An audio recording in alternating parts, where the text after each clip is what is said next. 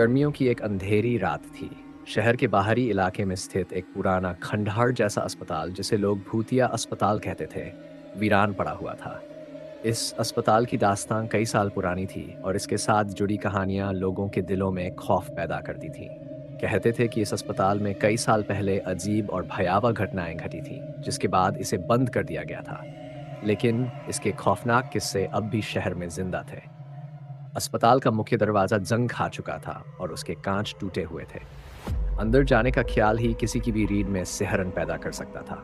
हर रात अस्पताल के अंदर से अजीब अजीब आवाजें आती, किसी के चीखने चिल्लाने की आवाजें, दर्द और पीड़ा की गूंजें।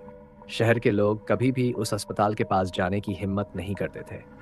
लेकिन हमेशा की तरह कुछ लोग ऐसे होते हैं जिन्हें खौफ से खेलने का शौक होता है।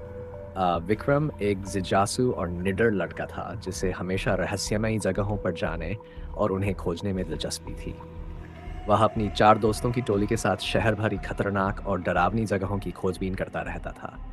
उसकी टोली में रघु, समीर, निशा और पूजा थे। सभी को एडवेंचर का शौक था, लेकिन इस बार का उनका एडवेंचर उनकी जिंदगी का सबसे बड़ा और डरावना साबित होने वाला था। एक दिन विक्रम को शहर के एक बुजुर्ग से भूतिया अस्पताल के बारे में सुनने को मिला। उस बुजुर्ग ने बताया कि रात के वक्त वहां जाने वाले लोग कभी वापस नहीं लौटे।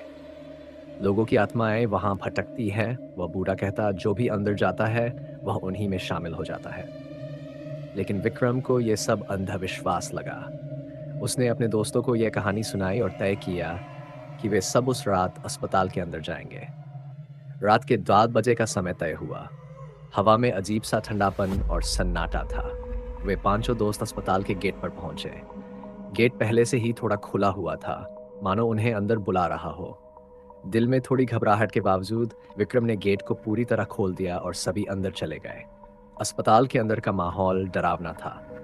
दीवारों पर लगे पेंट की परतें झड़ चुकी थीं। जगह जगह मकड़ी के जाले फैले थे और फर्श पर धूल की मोटी परत चढ़ी थी। लेकिन सबसे खतरनाक था वह सन्नाटा जो चारों ओर फैला था।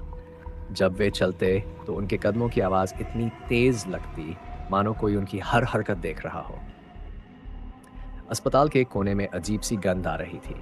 वे एक एक करके अंधेरे गलियारों में बढ़ते गए। अचानक पूजा ने महसूस किया कि कोई पीछे उसके कंधे पर हाथ रख रहा है। उसने पे पलटकर देखा, लेकिन वहां कोई नहीं था। उसका चेहरा डर से सफेद हो गया। चलो वापस चलते हैं, उसने घबराते हुए कहा। लेकिन विक्रम ने उसकी बात को अनसुना कर दिया। हम यहाँ डरने के लिए नहीं आए हैं, उसने कहा। वे आगे बढ़ते गए और अचानक उन्हें एक ऑपरेशन थिएटर दिखाई दिया।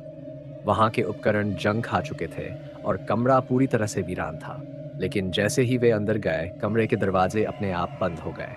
सभी चौंक गए और दरवाजा खोलने की कोशिश करने लगे, लेकिन वह हिल तक नहीं रहा था। तभी कमरे में ठंडी हवा का झोंका आया और एक पुरानी टूटी हुई कुर्सी अपने आप हिलने लगी। वे सब घबराकर पीछे हट गए। समीर ने अचानक चीखते हुए कहा, मुझे यहाँ से बाहर जाना है। लेकिन जैसे ही उसने दरवाजा खटखटाया, उसे किसी अदृश्य शक्ति ने पीछे धकेल दिया। समीर जमीन पर गिर गया और उसके चेहरे पर खौफ के भाव थे। तभी कमरे की दीवारों पर अजीब आकृतियां उभरने लगीं, मानो कोई उन्हें देख रहा हो। निशा का दिल जोरों से धड़कने लगा। उसे लगा कि उसकी सांस रुक रही है। उसने विक्रम की ओर देखा, लेकिन अब विक्रम के चेहरे पर भी डर साफ झलक रहा था। यह सब क्या हो रहा है? उसने हकलाते हुए पूछा। रघु ने दरवाजे की ओर देखा और अचानक उसे एक पुरानी नर्स की परछाई दिखाई दी। वह धीरे धीरे उनकी ओर बढ़ रही थी।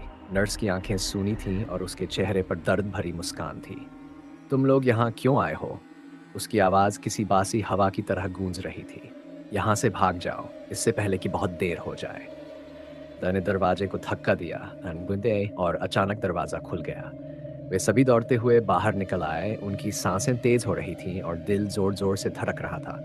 लेकिन अस्पताल के बाहर आते ही विक्रम ने देखा कि निशा गायब थी। निशा कहाँ गई? उसने चिल्लाते हुए पूछा। वे सब वापस अस्पताल की ओर देखने लगे। अस्पताल के दरवाजे के अंदर से निशा की चीखें सुनाई दे रही थी। वह मदद के लिए पुकार रही थी, लेकिन वे कुछ नहीं कर सकते थे। अस्पताल के दरवाजे फिर से बंद हो गए और उनके सामने अंधेरा छा गया।